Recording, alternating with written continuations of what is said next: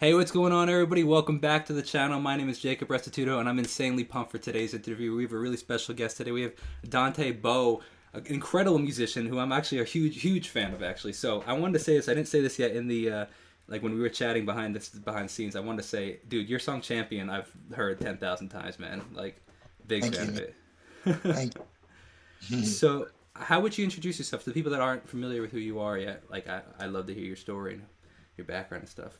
Yeah, so I was raised in North Carolina, Rockingham, North Carolina, super small town, and just country boy. Ultimately, loved playing baseball. Got into music. Had a really musical family, so most of like all my uncles, most of my aunts could really sing. So I've always kind of like loved music. My mom and dad listen to music a lot. So yeah, anyway, raised in church, started like leading worship at age 17 because I had an encounter with the Lord at 16 years old. It kind of changed my life in my bedroom. And I actually heard that story today on an interview. I was watching an interview that you had. It was like a 7 or 8 minute interview on a radio station, and I heard it was a pretty cool story, man. So yeah, sorry, I just continue. I was like, oh hey, I know that story. yeah, for sure. So yeah, yeah, ended up having that encounter, started leading worship, and I guess I was writing songs way before that. But anyway, that's what started me like along this like faith-based journey. So That's great, man. So at what point was that in your musical journey where it was? I saw also in the interview that you said you were homeless at one point. So yeah, where is that in the journey to like where you are now? Which is insane. You know, the transformation. You know, from homeless to millions of streams and millions of views is unbelievable, man. so I pretty much after high school, I went on the road for 6 to like 7 years Okay, with wow. with a guy named Eddie James. Did a bunch of just missions work, all kinds of stuff, and I did that for 6 years.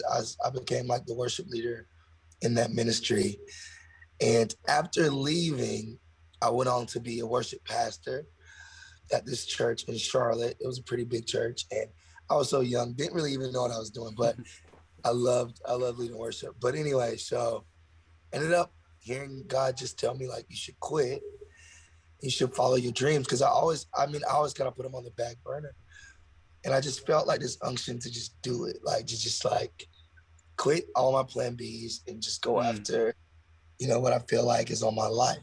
And so that's what I did. And when I did that, it came with obvious like financial troubles and stuff like that.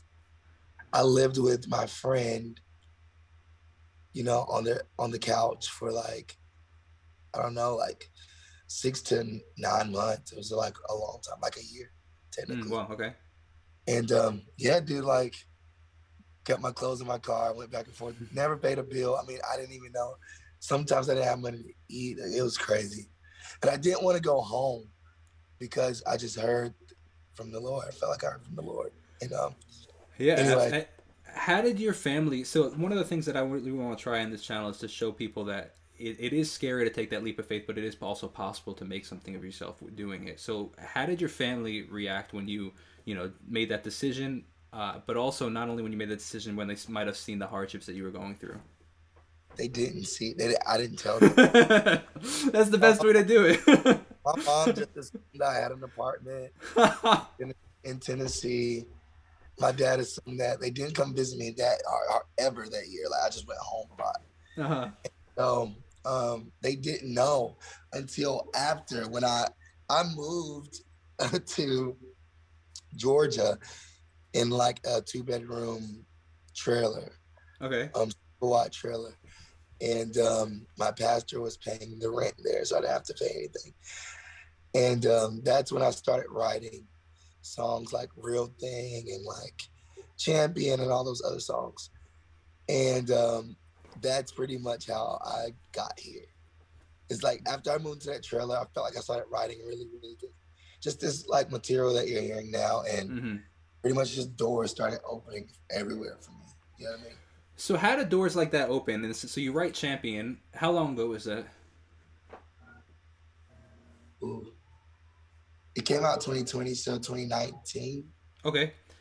So you The write end of, champion. sorry, the end of 2018. Okay, cool, perfect. Okay, so you write champion. 2 years goes by, and like, how does that now get released with Bethel? How does it go from writing it in a what you pastor paid trailer to now 6 million streams on YouTube with Bethel? You know. Okay, yeah, this is so ultimately I had my friend Tony Brown, who is the co-founder of Maverick City. Okay. Oh, he's the co-founder of House Fires. Okay. And we Wow. were friends, but there was no such thing as Maverick City at the time. There was only Sure. House Fire. But anyway, we had connected, and he had an idea. He was like, why don't we just all come to Atlanta and write songs for like a week? And I was in that group text. It was like 5 of us, and I'm like, sure, let's do it. And ironically, one of my really good friends that was in that group text was like, hey, I got a friend. His name is Brandon Lake. You know, he's like a local worship leader. He's a local worship leader. What if he came too and just hung out? We were like, yeah, because we didn't really know. We all knew each other, but we didn't know Brandon. Sure. But that's how Brandon actually came into the family. But so we were like, yeah, sure, bring him. It's all good. Just so happy he's like the best freaking, whatever. But so we all get to Atlanta and we write for a week. And Tony's like, hey, we're gonna go to Nashville and do the same thing. And I'll bring some of my friends. So then he did that. There'll be people like Tasha Cobbs coming there. It's like This Is a Move was written because Tony was like, wow. I'm gonna bring some of my friends. We were all nobodies. Tony was just like this guy that was like our big brother that kind of was just like, come write. I'm gonna bring some friends over for you guys to write with. It was just honestly genuine. Now, like being like 3 years later, it was genuinely out of like a pure heart. I didn't owe anything. So that's how that happened. And he was like, let's go to Reading. We're gonna go to Reading.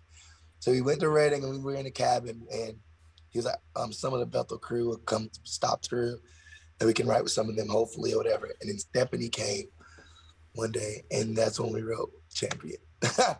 You wrote that with her? I didn't know you wrote that with her. That's wild. I wrote that. It's me, Brandon Lake, and Stephanie Gresson. It's like, yeah. So wow, that's wild. So the reason you were traveling was to meet other artists, like to invite these other artists? We were pretty much just, we're just doing like little writing camps of our own, but inviting, people who had influence in our arena, just to be there. And I don't know. So that was the end of 2018, you said?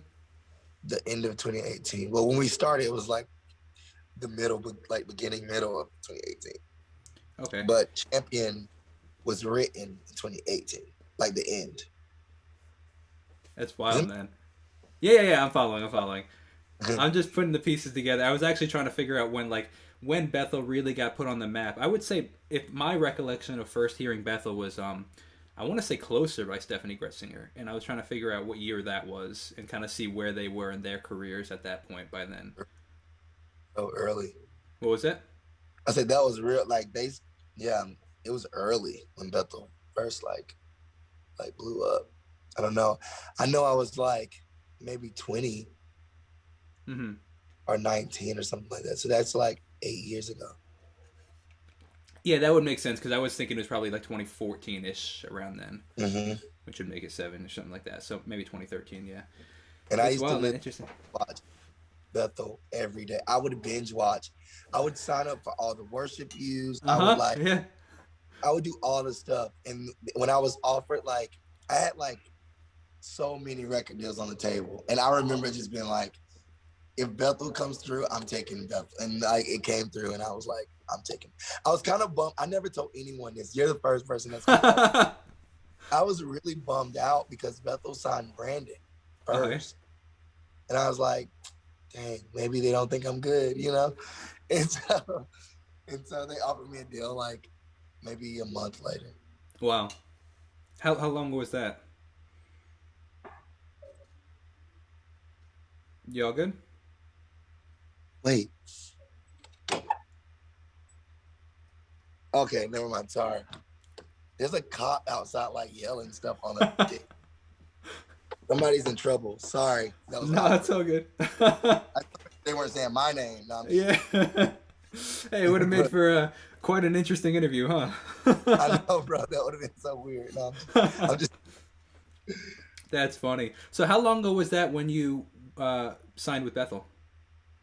That was 2019. So the Cool. end, yeah, toward the end of 2019. Do you record all that stuff live, or is it a lot of it in the studio and then reproduce live, or how does that work? What stuff? Like the Bethel stuff? Yeah, sure. Say Champion or That's a lot. Yeah.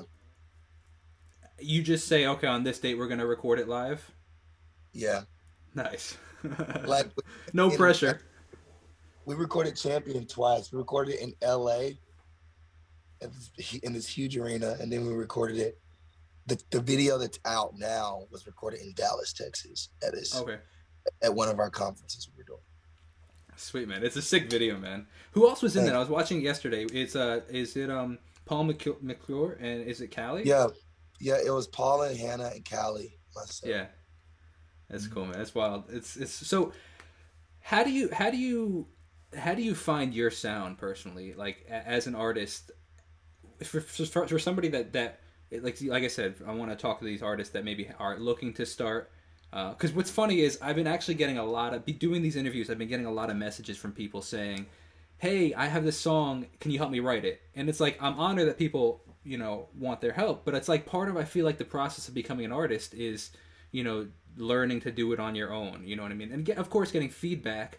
But this like if I just took this song you wrote and I produced it or I did all the stuff for you, it's like you don't learn the process and you don't get any better. So I would love to hear your process on writing and then how you've developed your own sound. You feel, and then not only that, but like how you balance. I said this I think in one of the messages I sent, like how you balance staying relevant to also staying true to who you are, and if that's even a struggle for you. Yeah. Well, I'll answer the last one because that's a good question. They're all good questions, but something I never been asked before. But I think like when it comes to relevance, it's just like you just gotta be who you are. You gotta be cool. Just be who you are. I've learned that like honestly, it's so easy to say that because you think it wouldn't be you. It kind of like switches up, like and try to kind of like keep people attention and all that stuff. But like it's easy when you have like you sign a deal and you have people wanting you to succeed and it's kind of betting on this and everyone's kind of betting on you and your family. Maybe you got a family to support and all this stuff.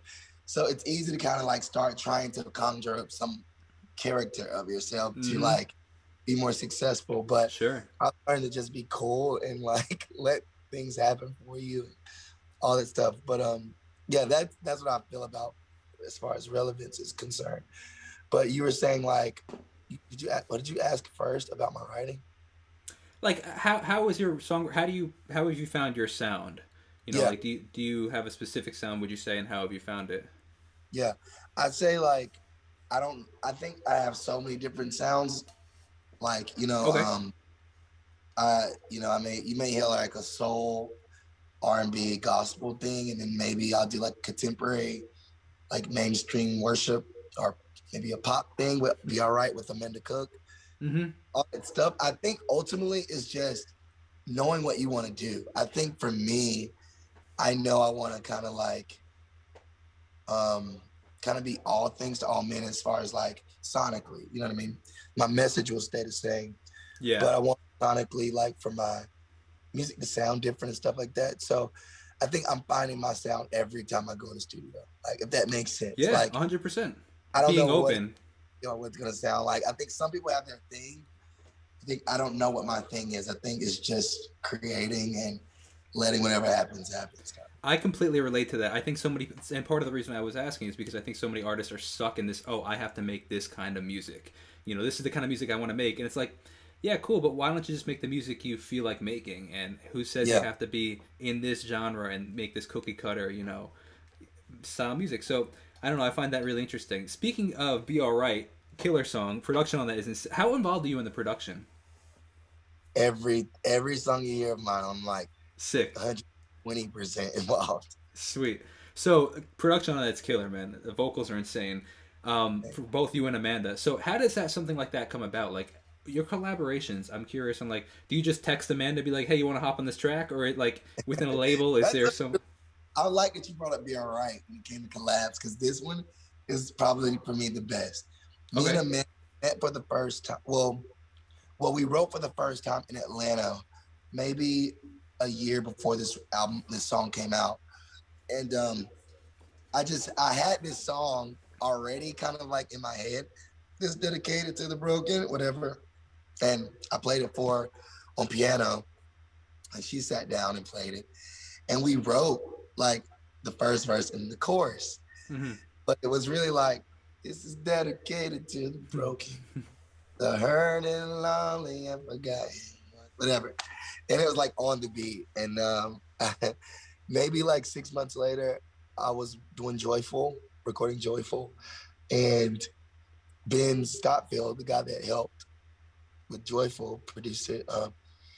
I played him Be Alright. He was like, what if you just did it off rhythm? Like, this is dedicated to the broken, hurt and lonely and forgotten one, whatever.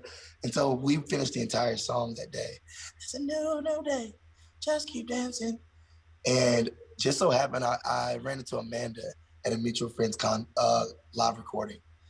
And we were both doing it and didn't know. It was Rita Springer's live recording. And we were both singing on that and we didn't know. Oh, that's wild. And I was like, Amanda, I just finished Be Alright today. The song that we started. Sick. And she was like, really? I'm like, yeah, we should go to the studio. So I texted Justin Almondrin and I said, I'm like, Amanda's down to go to the studio. Can we record Be Alright tonight? And he was like, sure. We literally left Rita's live recording, went and recorded Be Alright, and that was it. So that's wild. So I think that speaks to the... Usually they're more simple. Well, yeah. I think that speaks to the the being available and open to opportunity. Like I think somebody like... That's amazing, man. So when you start to see some level of success, and say you work with Stephanie on Champion, right? How does I'm curious how you feel like industry works in the sense of like, can you just be like, hey Stephanie, can I have Amanda's phone number? Or like, does that work at that point? Or like, or is it still like, oh no, No, kind of, yeah. You kind of, if you have like certain people's like trust and affirmation, they don't really, like, everyone else is like, oh, you gave you my number? Sure, yeah. Yeah, that's what I figured, but yeah, who cares? Exactly. Yeah, this is wild, man. So what's coming up next? Any new tracks coming out? So many new tracks. So my album just came out 2 weeks ago. Yeah. So that's doing really, really good. And dang it, I wasn't supposed to say that. But yeah, I do have a song coming out, like another. Well, next subject. So okay, I can say this. I have a song coming out with Chandler Moore, Elevation Worship. Sick. Elevation Worship and Maverick City collab, but me and Chandler wrote this song with Pastor Furtick, and it's called Wait on the Lord, and it's gonna be, I don't know, I don't want to jinx it. That's wild. I'm pumped to hear that, man. Be good, bro. I'm so excited. Yeah, that's wild. That's so. How do those things come about? Does somebody just text somebody, or just like these collaborations? I'm curious. It's so I find it so fascinating, because that's how it works in my life. I just text my friend and be like, "Hey, Emily, you want to sing this song?" Is that how it works for you? Yeah, I mean, I'll say this. I don't know if I ever had to say this before, but this is so cool. Because sometimes I get bored of interviews with answering like the same. These are like fun questions. Oh, I'm glad. Okay, cool. I think once, I'll say like where I am with like all of my peers, I can kind of just text somebody and be like I just tell. Honestly, yesterday I text one of my friends. I was like, I want this person on my next song. They were like, okay, send me the song. I'll just have them record it. And so like, because it's like if Chandler Moore asks you to do something, you're gonna want to do it. Or if Stephen Bensinger asks you to do something, you're gonna want to do it. So I don't know. I feel like you kind of do just kind of text around, or like you just text and ask.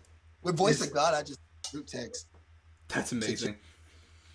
It's amazing. So is Dante Bowe and Justin Bieber coming out next? Oh, because Chandler. Yeah. I am working with a big celebrity, but I can't talk about it. That's fine. That's crazy, man. But it's That's not wild. Justin, not somebody. It's not Justin Bieber. It's yeah, it's a different person. But Are I'm you are excited. you are you able to talk about like a timeline for that? Mm-mm. Okay. That, yeah. That's wild though. But That's I hope I want to work with Justin Bieber, so I hope one yeah. day. Why not? You know what? Just have Chandler text him for you. No. But so that's so fascinating. So Oh, how? let me say this. Let me say this really quick Yeah. because this is a fact. It just hit me. We never ask each other for people's like numbers. Okay. Like so me, Naomi, Chandler, MJ, Aaron, we all got our own different friends in the Mm-hmm. industry. And we never go to each other, even if it's someone we don't know, we just figure it out on our own. I don't know why that is. I don't even know. But I think subconsciously we just don't ask each other. Like, It's funny. Um, so I want to speak to now that you've had this. How long was the process? Would you say, like from you saying, I'm going to stop this? It was a full time paid worship leading gig. So yes. I'm gonna stop now to where you are today because I think that's important. I think so many people think, including myself when I first started, I'm like, I'm gonna drop out of college, 3 years, I'm gonna be super mad famous, and everybody's gonna know my name, and it didn't go that way. Yeah. Yeah. I don't know. I feel like for me, I just I felt it. Like I don't know. I've had like confirmations. I mean, Sure. I was a little bit with Travis Green before I quit, and watching him every night, I was like, man, this is really really cool. Like he gets to like pretty much make people's day like better and gets to lead worship and bring people into wholeness and all this cool stuff. I was just like, man, oh, fun fact, me and Chandler both sang background for Travis at the same time. Oh, cool. We didn't know we would meet later at That's Maverick, wild. but yeah, I don't know. I just felt like watching him made me kind of sure of it, and yeah, it wasn't easy, obviously, Oh, like absolutely. really hard, but yeah. But how long of a process did was it years or? Oh yeah, it was like 2 years. Oh, really? It was that quick from you? That's interesting. Interesting. It's so interesting, bro. Like it's I sometimes I don't know where it came from. I'm Uh like huh. one day people just told one person it's rumors. To be honest, people just spread rumors about me, about my song, about my production, and ultimately I didn't have any marketing, PR, anybody. Like Mm-hmm. I didn't have my managers. They were new managers. I was their first client, so it was Cool. like people spread rumors. Yeah, The good kind of rumors, huh? good rumors. That's wild. So production wise, when you go in the studio, like, do you produce it, or are you like collab? Like, how does that work? Sometimes like with my preferred producer is Lael, so I work with him mostly on everything. He produced my entire new album, Circles, minus I think 3 tracks. But anyway, when I'm in the studio with him, usually like he'll have like something already waiting for me to get there. Cool. Um, so he'll have like maybe like 20 beats just like sitting in the thing. And then sometimes I'll come in and I'll play what I want. So some songs on my album I played first and then we created it. And yeah, so yeah, sometimes I'll sit and do it and then they'll add like some rhythmic stuff and all the stuff. And then sometimes they'll do it themselves. It just depends. But even if they're doing it themselves, I'm pretty much involved. Like, oh, I want this sound, like, whatever. And I want this drum to do this. And like, Yeah, so yeah, yeah. yeah. So let's talk about the new album, Circles. So, continuing to keep the questions relatively unique. Um, best studio story from recording Circles. Best studio story. I have a lot of studio stories, but before I tell you, my session usually very mellow because I'm an Okay. introvert, mellow, and like music is just intimate. So like I don't know, it's just sometimes it's like you're like pouring out your heart, and then there's just random guys here to you and stuff. And so it's like it has that little thing to it. But I've had some pretty cool stories. But I'll tell I'll tell the story of Okay. I don't even know if it's really funny, but it's a story about how it came to me like rapping a little bit in this album because I never rapped until Okay. Okay. Yeah, and Lael was like, I wrote the verse, and Lael was like, "You shouldn't sing it. You should just talk it." And Okay. I'm like, what, bro? Like, he's like, you should just talk it. He's like Andre 3000 or like Chance the Rapper. I'm like, Yeah, yeah, yeah. oh. I try it. I'm like, it's funny how things change. I'm like, oh, stop. And like, I can't. And bro, I do that like I don't know, like 15 times until I get really, really angry. Like, got so mad. I'm like, bro, I'm not doing this. I feel like a clown. Everyone's gonna think I'm trying to be a rapper, and I'm not. And he's like, do it now. And so I was frustrated, and I did it like, it's funny how things change. Like I did it like upset in that low tone, and that was the one we used for the album. Dude, I love stuff like that. It's like when you least expect it, like some of the craziest things that you find. It's so funny, man. That's wild. Yeah, bro. Plans on touring the album after, like obviously with the COVID and stuff, you have to figure it out. Like online, like live. What do they call it? The stream concerts or. Yeah, I'm probably gonna do some in-person stuff too. Just like obviously safety, Sure. make sure like taken care of. But yeah, I'm definitely gonna tour. But I'm gonna do something really cool. It's not gonna be just a normal tour. Like, I don't know. I think I want to do something like outside in a circle somewhere in like the country on like a mountain or something. Like, Nice. I don't know, man. Like some big show somewhere. Like Yeah, why not? maybe Tennessee because they have mountains on a mountain somewhere. Then like maybe North Carolina, maybe East Coast. Maybe I'll tour and then maybe do like a show in the West Coast too. Like, got a bunch of friends out there too. But I don't know. Yeah, man. And you have a bunch of friends that be able to come out for that show, like in the sense of like play on the show if you wanted to like come. Oh yeah, for sure. I guess you can't say it. You do your originals, just not from the album. Yeah. Yeah. Cool, man. Well, we're gonna wrap this up. If you just want to hang out for 1 second, I'm just gonna wrap this up on here. But thank you guys so much for watching. Thank you so much to Dante for hanging out on this channel. If you guys have not checked out the rest of the stuff on the channel, please do so. And if you want to check out my music, it'd mean a ton to me. I'll see you guys in the next video. Have a great Restituto day, and God bless. All right, man. I really appreciate you hanging out, dude.